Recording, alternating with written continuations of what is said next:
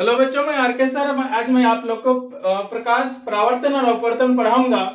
पिछला वीडियो में हम लोग कुछ पढ़ चुके हैं। आज हम लोग शुरू करते हैं परावर्तन। परावर्तन क्या है? विशेषकर ये परावर्तन पर ही बेस्ड है। परावर्तन क्या है कि किसी भी माध्यम से आने वाली प्रकाश की किरण किसी दूसरे माध्यम में टकराती है और फिर पुनः अपने पहले माध्यम में जब वापस लौट जाती है, इसको कहते हैं परावर्तन। ये बोलचाल की भाषा, मान लीजिए ये दीवार है, आप देख रहे होंगे। ये बोर्ड को ही हम लोग क्या बोलते हैं, एक माध्यम मान लेते हैं। तो प्रकाश की किरण आती है और यहाँ से टकराकर वापस चल जाती है। तो यहाँ से टकराकर वापस जाने की जो घटना है, इसी को क्या कहते हैं, परावर्तन कहते हैं। केवल ये बोर्ड एक माध्यम नहीं है, इस पृथ्वी पर पाए जाने वाले जितने भी वस्तुएं हैं सभी एक क्या है, माध्यम है, जहां प्रकाश की किरण आती है और टकराकर चली जाती है। तो यदि हम इसका डिफिनेशन की बात करें, परिभाषा की बात करें, तो कैसे लिखेंगे आप लोग कि किसी भी माध्यम से निकलने वाली प्रकाश की किरणों का किसी दूसरे माध्यम से टकराकर वापस लौटने की घटना को परावर्तन या प्रकाश का परावर्तन कहते हैं। तो ये आपका क्या हो गया, डिफिनेशन हुआ। तो परावर्तन का मतलब ही होता है प्रकाश का परावर्तन। इसके माध्यम से हम लोग जानने का प्रयास करेंगे कि परावर्तन का नियम क्या है। लेकिन जब परावर्तन आप नहीं जानिएगा तो दिक्कत होगा। जब हम परावर्तन की बात करिए तो वापस मुड़ने की घटना या तो लौटने की घटना। तो मान लीजिए आपका एक क्या बोलते हैं, कोई भी समतल सतह है। ये समतल सतह या तो समतल दर्पण मान लेते हैं। प्रकाश की किरण आई और क्या हो गई, एक निश्चित दिशा में आती है। तो ये हो गया आ गई और इधर क्या हो गया, चली गई। फिर दूसरी किरण भी आएगी, बहुत सारी किरण हो सकती है, आई और इधर चली गई। ये आई और क्या हो गया, पुनः इधर चली गई। इसको हम लोग कहते हैं परावर्तन। ये देख रहे हैं ना, ये क्या है, समतल सतह है। जब समतल सतह में परावर्तन होता है ना, इसको बोलते हैं नियमित परावर्तन। क्या कहते हैं, नियमित परावर्तन कहते हैं। ये नियमित परावर्तन में खास बात क्या है कि इसमें ना जो सतह होगा वह क्या होगा, समतल होगा।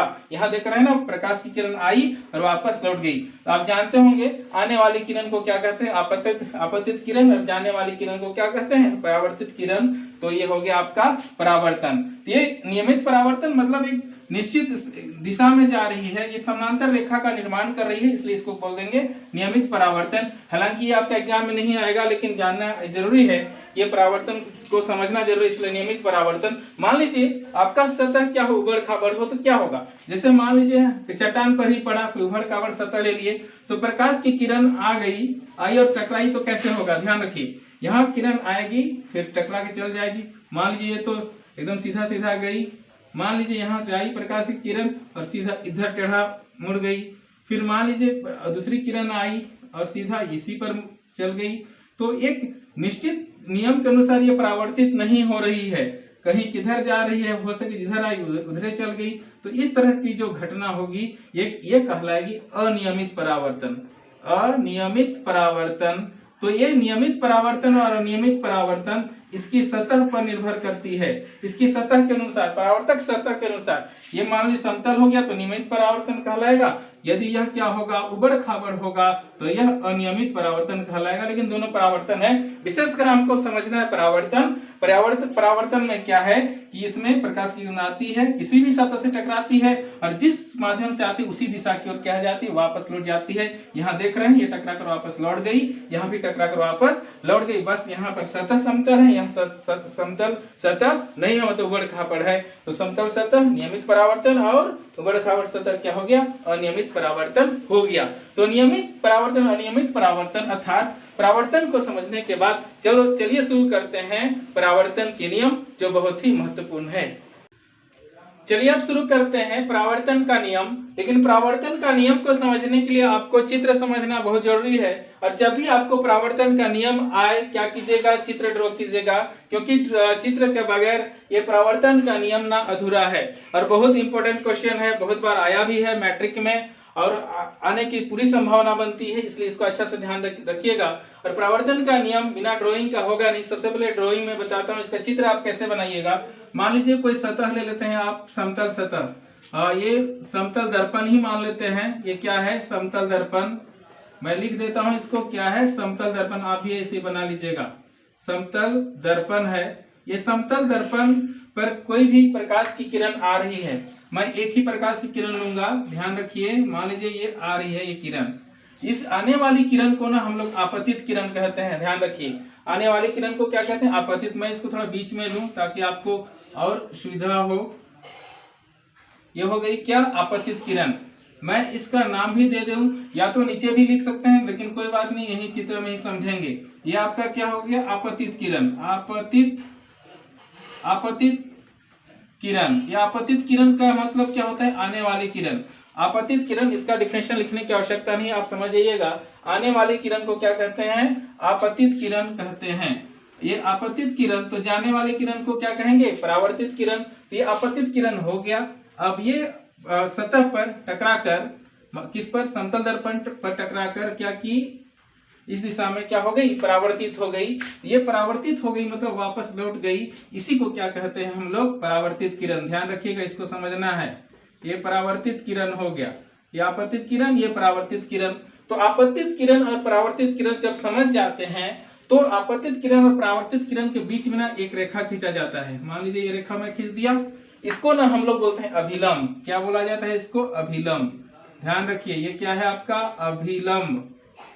आपतित किरण, आने वाली किरण, लौट कर वापस जाने वाली किरण, परावर्तित किरण। इसलिए एरो चिन्ह आ रही, इसलिए मैंने यहाँ एरो चिन्ह, तीर का निशान डाल दिया। जा रही, इसलिए ये परावर्तित किरण। दोनों किरण के एकदम बीचों बीच में जो रेखा खींचा उसे क्या कहते हैं? अभिलंब। अब ध्यान रखिए कि ये आपतित किरण और अभिलंब के बीच में एक कोण बना है ना, इसको बोलते हैं आपतन का कोण। इसको कहते हैं क्या?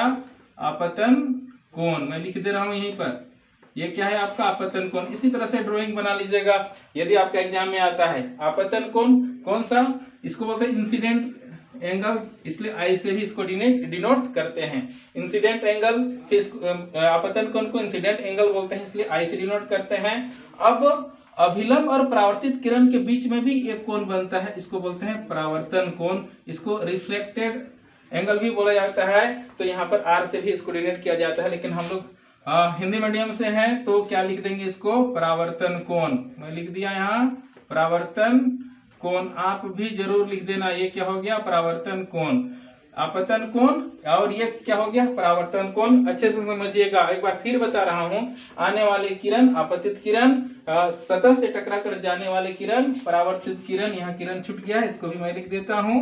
आप फिर ध्यान रखिए, आपतित किरण और परावर्तित किरण के बीच में एक सीधी रेखा डालते हैं, लंब डालते हैं, तो उसको कहा जाता है अभिलंब।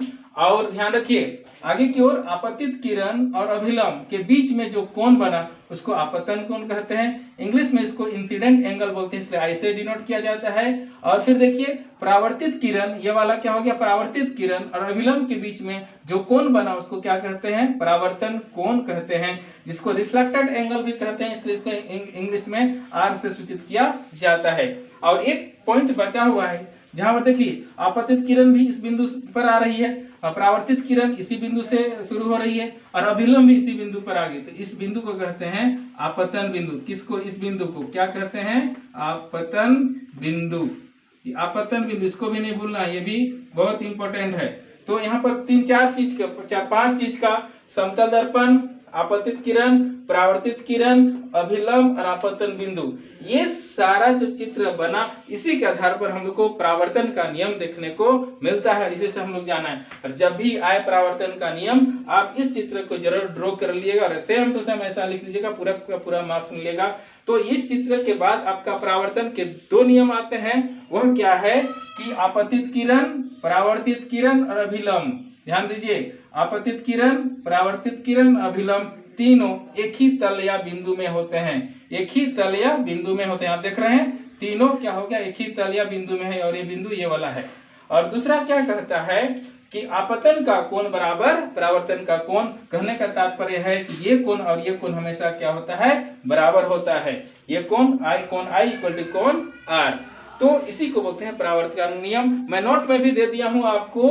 परावर्तन के 2 नियम हैं। पहला, आपतित किरण, परावर्तित किरण और अभिलंब तीनों एक ही तल या कहां पर होते हैं? बिंदु में होते हैं। यहाँ पर किरण छूट गया है तो यहाँ डाल देता हूं, क्या हो जाएगा? किरण। आपतित किरण, परावर्तित किरण और अभिलंब तीनों एक ही तल या बिंदु में होते हैं। और दूसरा, आपतन का कोण बराबर परावर्तन का कोण। तो ये दो परावर्तन का नियम है, इसको जस का तस ऐसे ही नोट बना के लिख लीजिएगा। यदि आपको दिक्कत हो तो डिस्क्रिप्शन में आप इसका नोट में डाल दूंगा, आप डिस्क्रिप्शन में देख लीजिएगा। तो इस तरह परावर्तन का नियम समाप्त हुआ। आप अच्छे से इसको कर लीजिएगा। मैं उम्मीद करूं समझ में आया होगा। यदि समझ में आया तो जरूर शेयर करें, लाइक करें। यदि आप सब्सक्राइब नहीं किए तो सब्सक्राइब कर दीजिएगा ताकि मेरा वीडियो आपको तुरंत मिल जाए। तो मिलते हैं नए वीडियो में नए उमंग और जोश के साथ। जय हिंद।